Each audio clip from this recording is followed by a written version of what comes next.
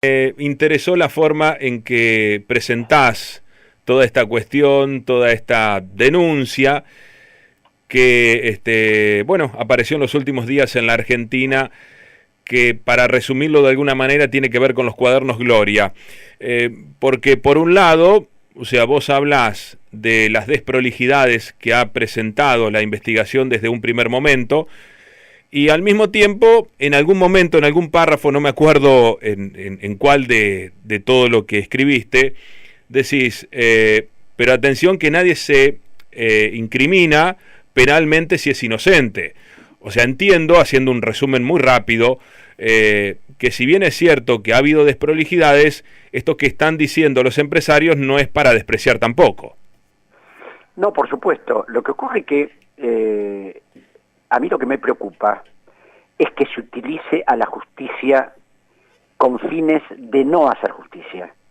Y te voy a dar un ejemplo. Es decir, yo he presentado desde hace más de 17 años una gigantesca cantidad de pruebas que muestra cómo un conjunto de empresarios, entre ellos la familia Macri, estatizó una deuda absolutamente trucha, y es que era trucha lo mostraron los auditores del Banco Central. La justicia jamás hizo nada. Y no estoy hablando de estos 200 millones de dólares de los cuadernos. Estoy hablando de más de 19.000 millones de dólares de 1982. Entonces, si tenemos que juzgar, hay que juzgar todo, por un lado. Por otro lado, a mí lo que me resulta altamente sospechoso es que el periodista Cabot, que los diarios dicen lo que investigó, Cabot no investigó nada. Cabot recibió unos cuadernos, los fotocopió, los leyó con unos colaboradores y unos meses después, los recibió en enero, no sé por qué los presentó ahora, se lo entregó a su amigo el fiscal Stornelli. Y el fiscal Stornelli, en vez de proceder como corresponde de acuerdo a la legislación penal, es decir, ir a la Cámara Federal y denunciar el delito para que se sorteara un juez, lo fue a ver a su amigo Bonadío, y Bonadío empezó con esta investigación.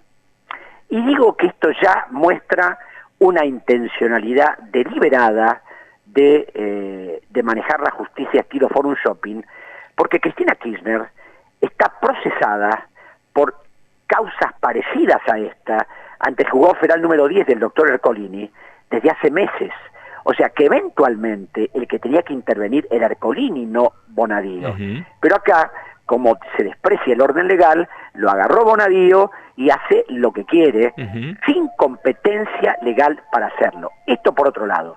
Pero además de esto, las fotocopias nunca son prueba de un expediente, excepto que sean corroboradas por otros hechos. Aquí, esas supuestas coimas han sido corroboradas por la declaración de los arrepentidos, que han declarado que efectivamente pagaron, etcétera, etcétera. Cosas que te digo, yo no tengo dudas, pero no tengo dudas, no que hayan pagado estas cifras, que las hayan pagado desde hace décadas, porque esto no es desde el 2003 al 2015, esto es de hace décadas, y la familia Macri ha sido de las más favorecidas por esta cartelización de la obra pública.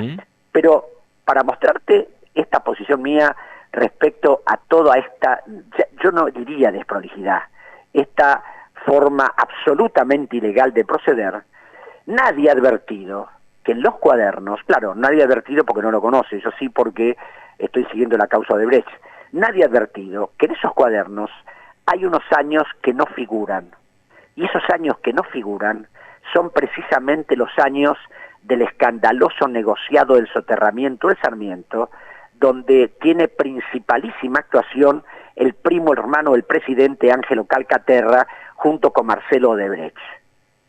Entonces, ¿cómo es posible que figuren 10 millones acá, 4 millones allá, y un negociado de 3.000 millones de dólares no figure en los cuadernos? Y esa parte se interrumpa. ¿Es raro o no?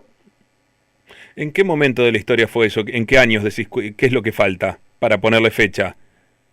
Creo que no sé si se fue entre el 2009 y el 2011, o sea, en este momento no lo tengo precisado, pero ayer cuando vi en la Fiscalía Federal número 6, cuando vi el organigrama de todo eso, y se lo consulté al fiscal Delgado, me dijo claramente, sí, esa parte no figura en los cuadernos. Tampoco figura López en los cuadernos. ¿Cómo que no figura López si llevó unos bolsos a una a un convento. ¿No hay ningún resorte de la justicia que pueda ponerle algún freno a tanta desprolijidad? ¿Por qué pasa esto sin que la justicia no tenga algún estamento que pueda poner un freno, ¿no? Que pueda decirle, no, señor, usted no tiene que hacer esto, no le corresponde esta causa, hay que sortearla, le corresponde a Ercolini? Tenemos una justicia corrupta y si querés leer ese tipo de cosas corruptas, comprate un libro que se llama Injusticia, escrito por un fiscal Delgado. federal en actividad, Federico Delgado, donde relata prolijamente cómo opera la justicia federal en Comodoro Pi. Y por si esto fuera poco, tampoco es casual que el fiscal federal que está investigando a Odebrecht y a Calcaterra, en este momento le hayan armado 3 causas, lo hayan llamado a indagatoria para apartarlo del proceso y suspenderlo de la fiscalía. Entonces, ¿cómo es posible que los grandes robos que interviene un fiscal lo bombardean a causas para apartarlo y estas otras cosas que por supuesto son relevantes no se haga nada? Y un detalle más, los arrepentidos fueron, declararon y se fueron a su casa. Se ve que en el apuro de todo este armado no repararon en que si coimearon por 56, 58, 80, no sé cuántos millones de dólares, esa plata la sacaron de algún lado. Y obviamente si la sacaron de algún lado no la tienen que haber declarado a la AFIP, porque uno no puede declarar plata negra y no puede decirle a la AFIP, mire, tengo que coimear al ministro de Vido, a Uberti, a toda esta gente. Entonces ayer lo denunciamos a los arrepentidos por evasión fiscal agravada, por la posible comisión del delito de lavado de activos y también por eventual uso de facturas truchas para justificar las coimas. Porque me llama la atención que el tan prolijo Bonadío y Stornelli, al ver el arrepentimiento de estos señores, no hayan mandado un oficio a la Cámara Federal para sortear un juez que investigara la supuesta evasión fiscal. Hay una... sí, perdón. No, si estaba absolutamente demostrado que un señor que se incrimina por un hecho, indudablemente tiene que haber evadido. Se dice que aquellos que acercan información, aparentemente, porque en realidad esto está bajo el secreto de sumario, lo que leemos es lo que trasciende en los medios de comunicación, que no sabemos si coincide con lo que las personas declaran, suponemos que sí, pero lo que se dice es que aquellos que acercan información que involucra a Néstor Kirchner, a Cristina o a algún funcionario del gobierno anterior, esos tienen después la posibilidad de volver a su casa y dormir tranquilo en su cama. Y los otros no, los otros quedan adentro. ¿Se nota este trato desigual por parte de Bonadío y Stornelli con los que se nota? Por supuesto que se nota el trato desigual, pero por otro lado, señores, ustedes como arrepentidos han celebrado un acuerdo con el juzgado, pero ¿y la evasión fiscal? Y el lavado de activos, ¿qué pasa con eso? Eso no tiene nada que ver con el arrepentimiento y no se hace absolutamente nada. Porque otra de las cosas que determina mis sospechas sobre todo esto es cómo es posible que hechos ya supuestamente procesados, o sea, el juez Ercolini tiene una causa del año 2008, todo esto surja de golpe ahora. Es decir, nosotros renunciamos a Benjamín Gabriel Romero por la concesión de la hidrovía Paraná-Paraguay hace años. Nunca pasó nada, y ahora se presenta Romero también como arrepentido. Entonces, vos decís, por otro lado, un periodista serio no puede saber lo que pasa en un expediente que tiene secreto de sumario, salvo que tenga complicidad con los miembros del tribunal. ¿Cómo es posible que La Nación de Hoy y Clarín salga detalles de lo que confesó Uberti y otros personajes? Es decir, ¿cómo pueden saberlo si hay secreto de sumario? Y esa frase, los trascendidos, eso es un verso. Es decir, porque cuando hay secreto de sumario, los únicos que conocen la causa es el juez, el secretario y el fiscal que interviene. Entonces, ¿cómo saben los periodistas con detalle qué declararon? Les cuentan ellos. Lo que pasa es que, por supuesto, cuando todo esto se arma, la gente, la persona común, lee el diario, ¿qué piensa? Sí, son toda una manga de delincuentes, son chorros, tienen mandado a todos presos. Y más allá de que eso sea cierto o no, hay que respetar el debido proceso legal. Y el otro día lo escuchaba a Durán Barba contando ante un montón de gente de una universidad, preguntándole a varios alumnos si habían visto el video cuando López dejaba los bolsos en el convento. Y de los 100 alumnos, todos dijeron que sí. Y después Durán Barba dijo, no, señores, no lo pueden haber visto porque ese video no existe. Y Durán Barba, amigo y asesor del presidente, aclara que así se manipula la opinión pública. Se le caía la baba, ¿no? Que no es. Se le caía la baba a Durán Barba mientras escuchaba eso, ¿no? Porque... Por supuesto. Entonces dice, ¿se dan cuenta cómo se puede manipular la opinión pública? Tal cual. Viste algo que no viste. Exacto. ¿Qué va a pasar con esto? Porque si bien es cierto y coincido en todo lo que decís, porque además manejás mucha información, también tiene todo este desfiladero de empresarios y funcionarios diciendo cosas, también es novedoso, me parece, para la historia de la justicia argentina. ¿Qué riesgo tiene o qué posibilidades tiene un empresario que va y que quiere ser colaborador de la justicia, de que después, ustedes presentaron una denuncia ahora por lavado de activos y demás, pero qué posibilidades tiene ese empresario, ese Calcaterra, o el otro que se presentaron en estos días después de terminar, no sé, siendo imputados por alguna causa y eventualmente condenados? ¿Hay alguna posibilidad o eso se va a diluir? Eventualmente blanquear su situación, tener un proceso encima que lo podrán pelotear hasta el día del arquero,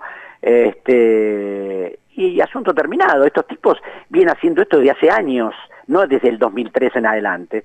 Entonces, por otro lado, no sé lo que va a pasar, porque no sé lo que declararon, no sé cuánta plata se confesaron que habían entregado. Por otro lado, acá hay grupos que están enfrentados, como los Roca de Techín con los Macri. Es decir, hay montones de cosas que no... Además, ¿sabes lo que pasa? A mí siempre me gusta hablar sobre hechos que manejo y cosas que vi. Yo no sé qué hay en ese proceso, no sé qué declararon, sé lo que transmiten los medios y yo a los medios les desconfío siempre, porque tengo experiencias de por qué desconfiarles. Entonces, la verdad que no lo sé.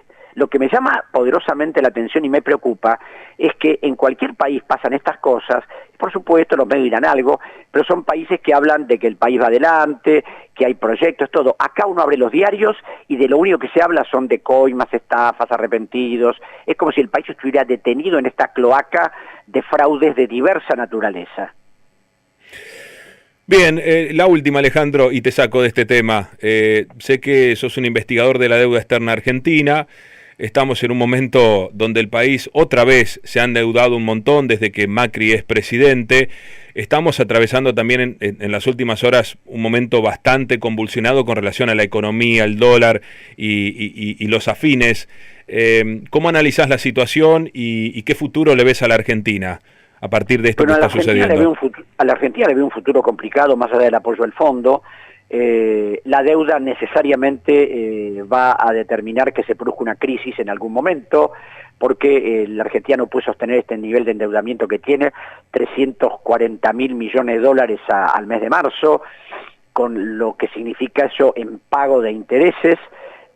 Por otro lado, no hay una economía donde uno dice hay una economía sólida, bueno, veremos cómo es. No, es decir, son medidas que se toman hoy, se dejan mañana, no se iban es decir, más que se comprometió con el tema de las retenciones, ahora las ponen. Entonces, hoy hay una cosa, mañana hay otra. Al Congreso fue un presupuesto del 2018 con una tasa de inflación del 10, en diciembre Peña, Sturzenegger y todos dijeron, bueno, no, el 15, ahora nadie dice que va a ser menos del 30, entonces pareciera que el gobierno va a la deriva y de acuerdo a la coyuntura dice algo y corrige, pero en definitiva no se sabe lo que puede pasar, ¿no? Pero con este nivel de endeudamiento, del Banco Central, que no tiene antecedentes en la historia del país, nada bueno puede ocurrir. Y como por supuesto yo estoy siguiendo esto hace muchos años y sé que el fondo nos apoyó durante la década del 90 y no solo nos apoyó, sino que lo invitaron al expresidente a hablar en el fondo y pusieron a la Argentina como un ejemplo que debía que hacer y terminamos en el 2001. En este momento no sé cómo vamos a terminar, pero seguramente nada bien. ¿Y cómo son las crisis que generan este tipo de políticas? O sea, ¿qué posibilidades hay? Porque vos decís crisis muy estructurales, porque hay que hacer un replanteo, y como el tema de la deuda acá nunca se quiso investigar, siempre se reestructura, se refinancia y siempre se paga, porque más allá de los defaults, la Argentina siempre ha terminado pagando. Esto cae sobre quién, siempre, son los sectores más vulnerables, los que no tienen plata en el extranjero, los que no tienen offshore, los que no tienen acumulación de dólares en la Argentina y el exterior. El otro día estaba con el director de un banco muy importante y me decía, hay 400.000 millones de dólares de argentinos fuera del país y hay 230.000 millones de dólares de argentinos acumulados en la Argentina, en Caja de Seguridad y en las casas de los que tienen esas sumas. Entonces, cuando vos tenés más que un PBI en manos de un grupo de señores, porque claro, no es el que junta $500, 1.000, 2.000, es decir, la persona que no quiere que la poca ahorro que tiene se lo silicúe. Estoy hablando de los grandes especuladores de siempre. A eso no solo no les interesa el país, sino hacen lo que hacen, y bueno, las pruebas están a la vista. Gracias, Alejandro, un gustazo haber charlado contigo. Igualmente, un abrazo. Un abrazo grande. Alejandro Olmos Gaona, historiador, investigador,